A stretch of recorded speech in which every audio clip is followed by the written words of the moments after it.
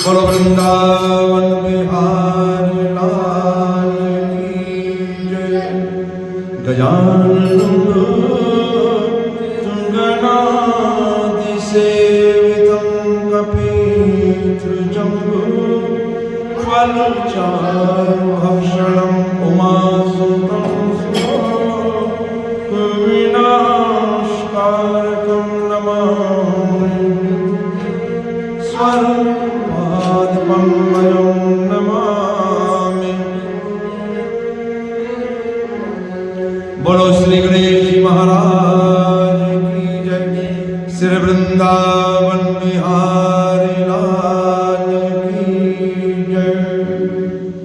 सुखदेव जी महाराज कहते हैं,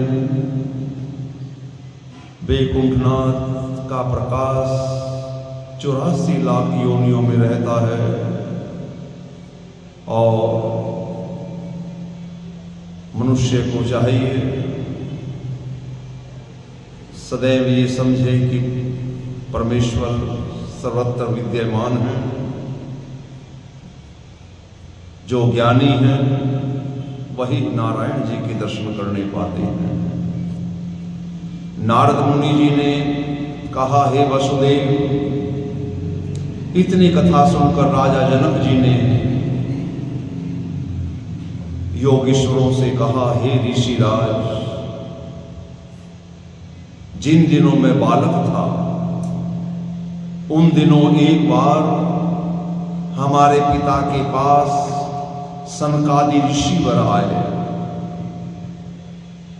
मैंने उनसे हाथ जोड़कर पूछा कि परमेश्वर की भक्ति, परमेश्वर की तपस्या कैसे करनी चाहिए। तब उन्होंने कुछ उत्तर ना देकर वो हंस दिए और शायद मन ही मन ये जानकर कि अभी ये ज्ञान सुनने के योग्य नहीं है, ये राजा जनक के वचन सुनकर छठे योगी उपवीरहोत्र ने कहा कि हे राजन, उस समय तुम ज्ञान सुनने के योग्य ही नहीं थे, तुम अज्ञान थे, इसलिए सनत कुमार आदि ने तुमसे कुछ ज्ञान नहीं बतलाया। लेकिन अब सुनो, कर्म 3 तरह के होते हैं। कर्म, दूसरा विक्रम, तीसरा अक्रम। कर्म उसे समझना चाहिए जो अपने अपने धर्म पर रहे, जैसा वेद शास्त्रों में लिखा है उस पर स्थिर रहे। विक्रम उसे कहा जाता है अपना धर्म छोड़कर दूसरे का धर्म का वर्ण करे। तीसरा है अक्रम। अक्रम उसे समझना चाहिए जो व्यक्ति जानबूझकर कुकर्म करता है, चोरी करता है, जीवों को दुख देता है, मांस मदिरा का सेवन करता है। मनुष्य के लिए उचित है कि नित्य भगवान श्री राम, श्री कृष्ण, नरसिंह आदि अवतारों की पूजा, ध्यान अपने गुरु की आज्ञा अनुसार किया करे। परमेश्वर का सिमरन, परमेश्वर का ध्यान 24 अवतारों में से जिस भी स्वरूप पर मन करे उसकी पूजा और भक्ति करनी चाहिए। योगेश्वर की बात सुनकर राजा जनक बोले, महाराज, जिस तरह आपने पूजा करने के लिए कहा है उसी तरह आप मुझे अवतारों की कथा भी सुनाइए।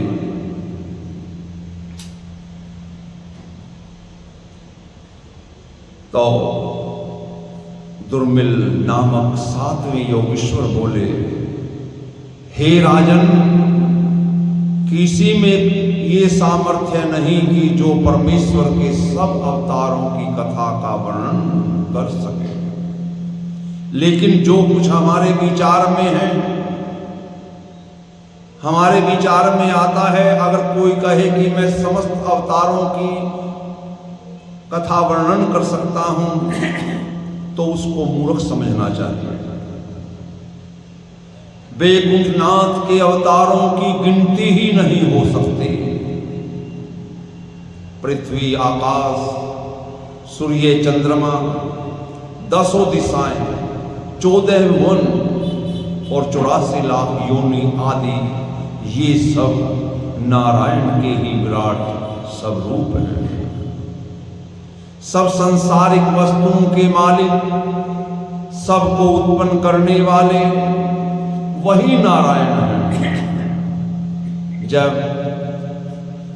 भगवान की नाभि से कमल का फूल निकला तो उस फूल से ब्रह्मा जी उत्पन्न हुए और ब्रह्मा जी ने तीनों लोकों की रचना की।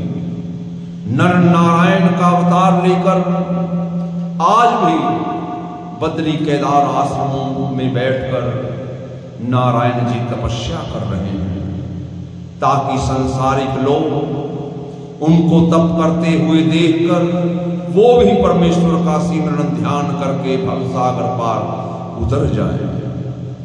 जब इंद्र को नारायण जी की महिमा का ज्ञान नहीं था और उधर नारायण जी बद्री केदार आश्रम में बैठकर तपस्या कर रहे थे, तो इंद्र को चिंता हुई कि कहीं मेरा इंद्रासन लेने के लिए ये तप तो नहीं कर रहे।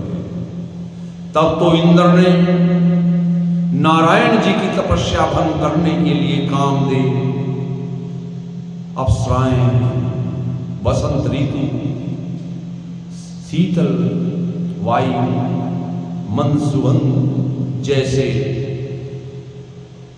माहौल को नारायण जी की तपस्या भंग करने के लिए भेजा।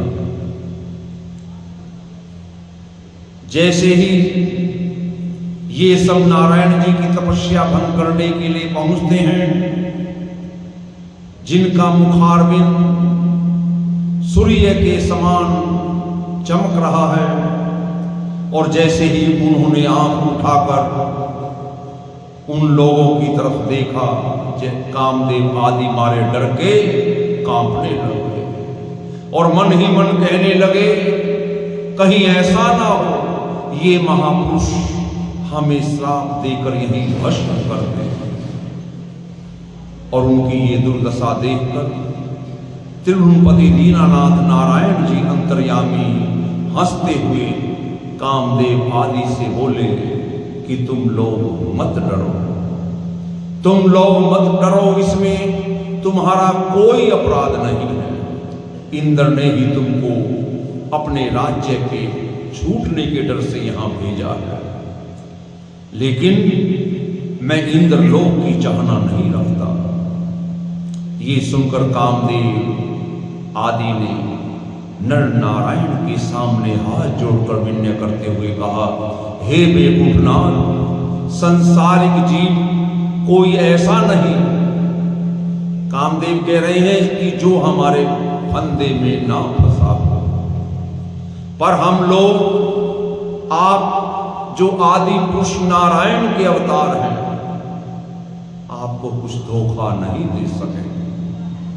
जब तुम्हारा भजन सिमरन करने वाले अपने बल से हमारे सर पर लात मारकर सीधे वैकुंठ पहुंच जाते हैं, तब हे नारायण आप पर हमारा वश कैसे चल सकता है।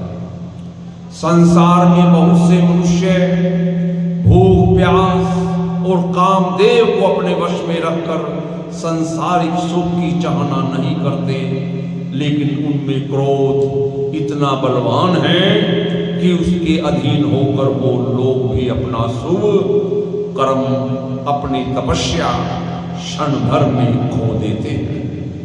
लेकिन हे नारायण, आप में तो क्रोध का भी प्रवेश नहीं है।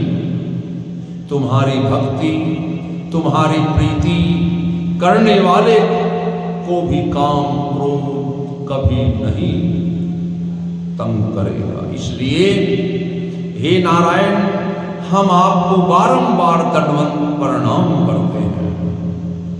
कामदेव आदि के ये वचन सुनकर नर नारायण उसी समय अपनी माया से हजारों सुंदर स्त्रियां, रंभा आदि अप्सराएं और अन्य बहुत सी सुविधाएं वहां पर प्रकट करते हैं। वो सब लक्ष्मीपति नारायण की सेवा करने के लिए हाथ जोड़कर नारायण जी के चारों ओर खड़ी हो गई और उनका रूप देखकर कामदेव भी लज्जित होकर अपना अपना अभिमान भूल गए और कामदेव आदि भी उन पर मोहित होकर आपस में मन ही मन कहने लगे कि हम लोगों ने इतनी रूपवती स्त्रियां आज तक इंद्रलोक में भी नहीं देखी थी। त्रिभुवनपति दीनानाथ ने कामदेव से कहा, तुम लोग इन सब स्त्रियों को अपने साथ इंद्रपुरी में ले जाओ। कामदेव ने हाथ जोड़कर विनय करते हुए कहा, महाराज इनको यहीं रहने दीजिए। अगर हम इन्हें वहां ले गए तो देवता लोग आपस में लड़ लड़ कर मर जाएंगे। ये सुनकर नारायण जी ने कहा, इनमें से जो सबसे कुरूप हो उसको ले जाओ। कामदेव आदि उर्वशी नाम की अप्सरा नर नारायण की आज्ञा अनुसार उसे अपने साथ लेकर वहां से विदा हुए और इंद्रलोक में पहुंचकर नारायण जी की सब महिमा सुनाई।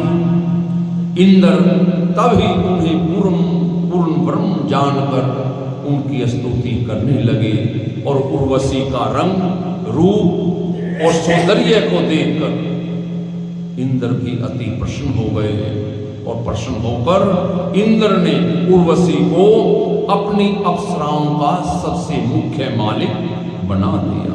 इति श्री भागवत सकल कथा विराम। बोलो श्री विष्णु भगवान की जय।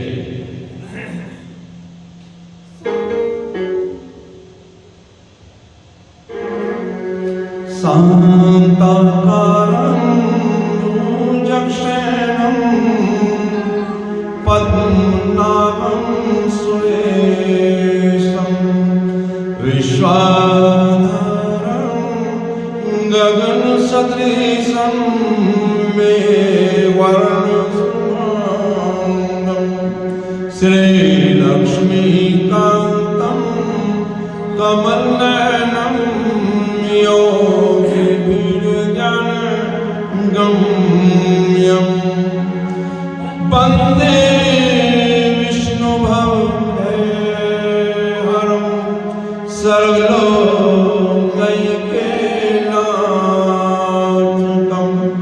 कर्पूरगौरं करुणावतारं संसारसारं भुजगेन्द्रहारं सदा वसन्तं हृदयारविन्दे भवं भवानी सहितं नमामि।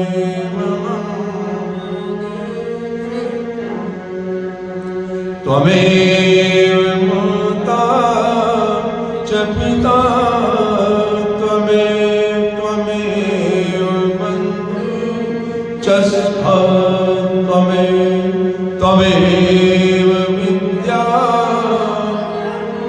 त्वमेव सर्वं मम देव त्वमेव।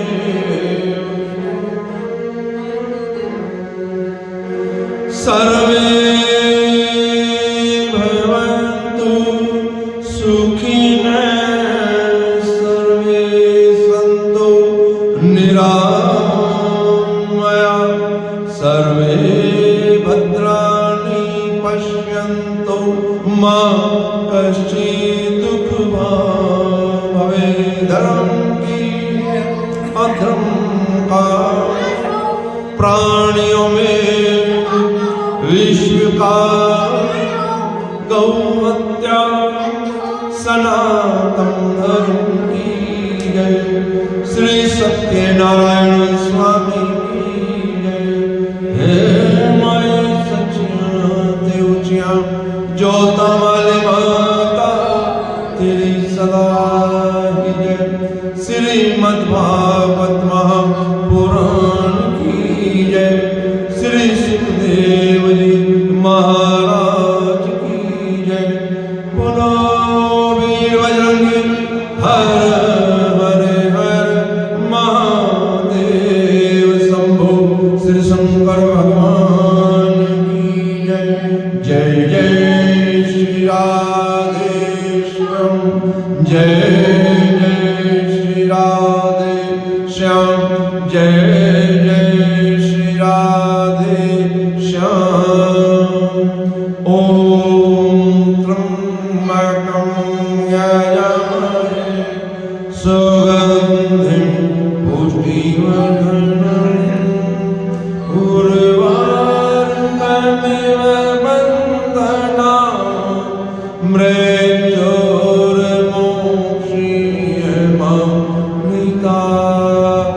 ओम त्र्यंबकं यजामहे सुगंधिं पुष्टिवर्धनम् उर्वारुकमिव मृत्योर्मोक्षीयमामृतात्।